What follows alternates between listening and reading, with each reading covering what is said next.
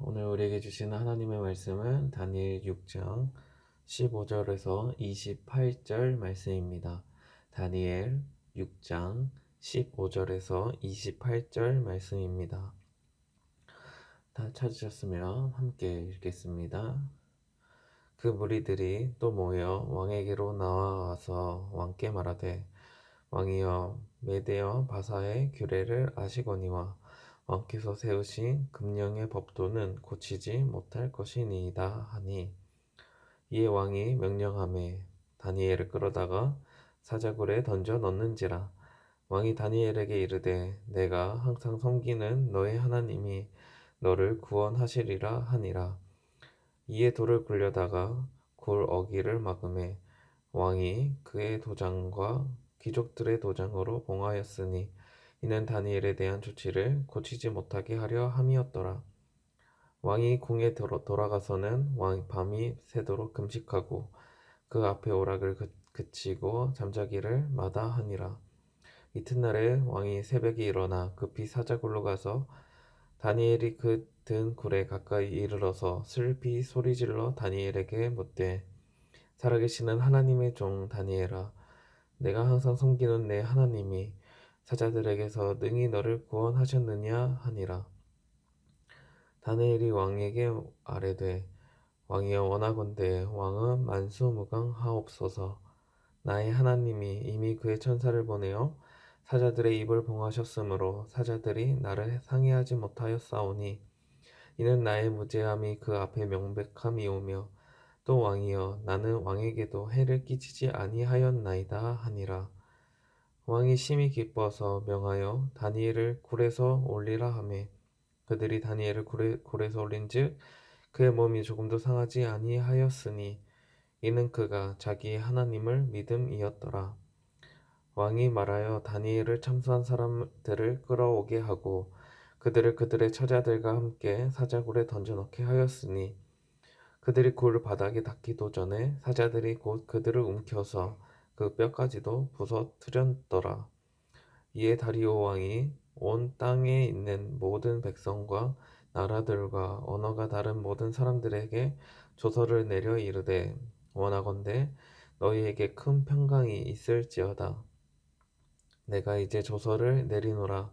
내 나라 관할 아래에 있는 사람들은 다 다니엘의 하나님 앞에서 떨며 두려워할지니, 그는 살아계시는 하나님이시요 영원히 변하지 않으실 이시며, 그의 나라는 멸망하지 아니할 것이요 그의 권세는 무궁할 것이며, 그는 구원도 하시며 건져내기도 하시며, 하늘에서든지 땅에서든지 이적과 기사를 행하시는 이로써 다니엘을 구원하여 사자의 입에서 벗어나게 하였음이라 하였더라.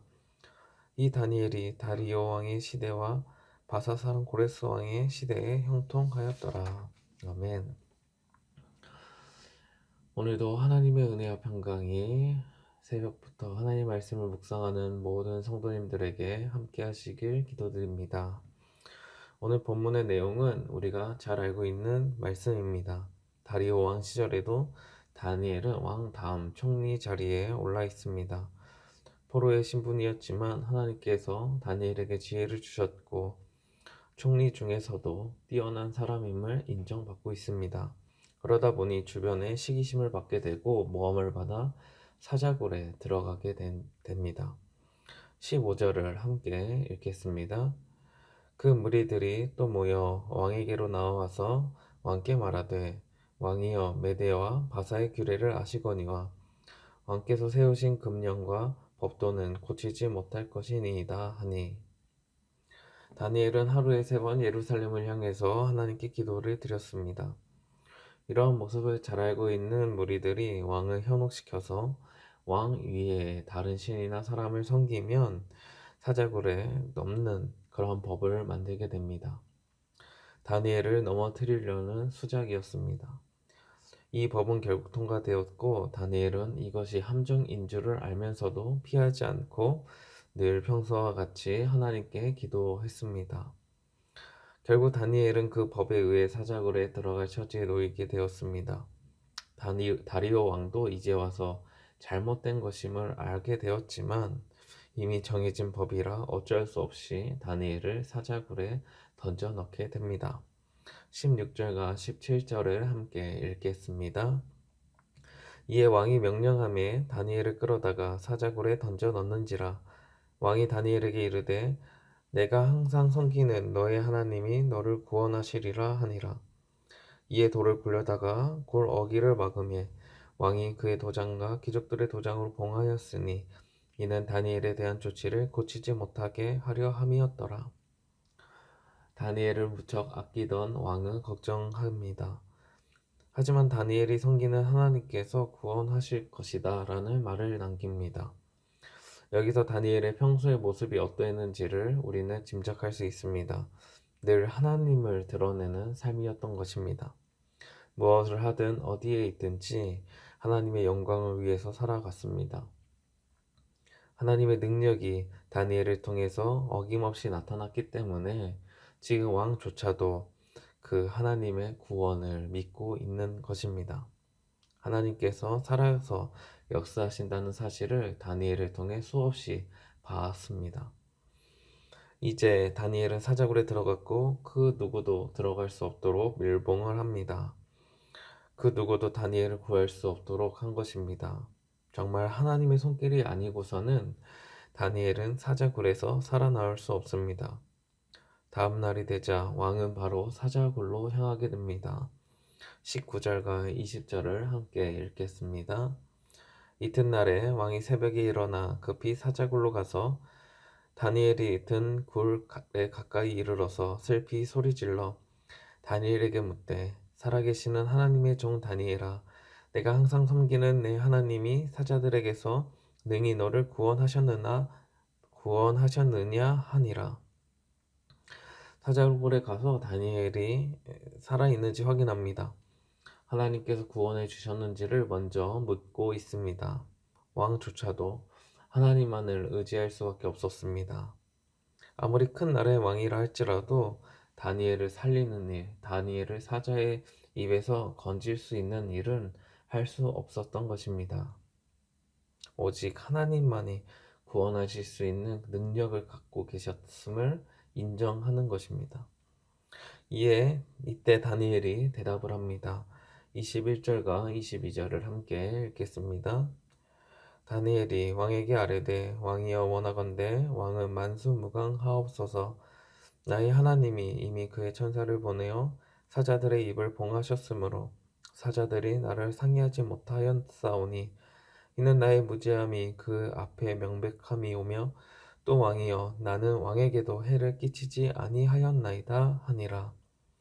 하나님께서 천사를 보내주셨고 사자들의 입을 막아주셨다고 이야기합니다. 이 사건을 통해서 다니엘은 죄가 없고 왕을 해하려는 의도 역시 없었음을 분명히 말합니다. 하나님께 기도하는 것은 왕의 자리를 위협하는 것이 결코 아님을 증명하는 것입니다. 여기서 다니엘에 있어서 하나님은 특별한 분임을 보여줍니다. 다니엘은 하나님을 나의 하나님이라고 부르고 있습니다. 얼마나 하나님과 친밀했었는지를 알게 됩니다. 다리오 왕은 너의 하나님이라고 부르는 반면에 그런 것을 보면 왕은 하나님과의 관계가 없었구나라는 것을 알 수 있듯이 다니엘은 나의 하나님이라고 부르는 것을 보면서 깊은 관계를 맺고 있었구나라는 것을 우리는 알게 됩니다. 다니엘이 살아있음을 보고 왕은 기뻐합니다. 23절, 24절을 함께 읽겠습니다. 왕이 심히 기뻐서 명하여 다니엘을 굴에서 올리라 하매 그들이 다니엘을 굴에서 올린즉 그의 몸이 조금도 상하지 아니하였으니 이는 그가 자기의 하나님을 믿음이었더라. 왕이 말하여 다니엘을 참수한 사람들을 끌어오게 하고 그들을 그들의 처자들과 함께 사자굴에 던져 넣게 하였으니 그들이 굴 바닥에 닿기도 전에 사자들이 곧 그들을 움켜서 그 뼈까지도 부서뜨렸더라. 왕은 다니엘의 몸이 조금도 상하지 않았음을 보고 진실한 믿음을 가진 사람으로 인정하게 됩니다. 진정한 믿음이라는 것은 위기 때에도 끝까지 믿음을 붙들고 있는 것입니다. 하나님의 손길을 믿었기에 다니엘은 조금도 상하지 않았습니다. 반면 다니엘을 함정에 빠뜨린 그 자들이 사자굴에 들어가자 그들이 바닥에 닿기도 전에 사자들이 그 뼈까지도 부서뜨렸다고 기록합니다. 다니엘과는 전혀 다른 모습을 보여주고 있습니다. 다니엘의 믿음을 본 다리오 왕은 조서를 내립니다. 그 조서를 통해서 하나님께서는 살아계시고 영원하시고 그 모든 것을 다스리시는 온 세계의 왕, 만왕의 왕으로 묘사하고 있습니다. 다니엘의 믿음은 하나님의 존재를 전혀 모르던 왕까지도 하나님을 인정할 수밖에 만들었습니다. 사랑하는 성도 여러분, 다니엘의 믿음은 아주 견고합니다. 그 비결이 있다면 무엇이겠습니까? 갑작스럽게 믿음이 단단해졌을까요? 아닙니다. 그 이유는 평소 하나님과 깊은 관계를 맺고 있었기 때문입니다. 위기를 맞이했을 때 믿음이 견고해진 것이 아니라 이미 하나님을 온전히 믿고 있었고 삶을 맡겼던 것입니다. 그 믿음으로 어려운 가운데서도 끝까지 하나님을 붙들고 있었던 것입니다. 이러한 믿음은 세상의 왕까지도 알게 됩니다. 그 믿음을 통해서 세상 속에서 살아갈 때 다니엘과 같은 어려움에 빠질 수도 있겠지만 오히려 그 믿음으로 인해서 하나님께서 살아계시다는 사실을 증명할 수도 있게 됩니다. 다니엘의 믿음은 사실 우리에게 있어서 엄청 놀라운 것으로 엄청 크게 느껴집니다. 우리와는 차원이 다른 믿음인 것처럼 생각하게 만듭니다.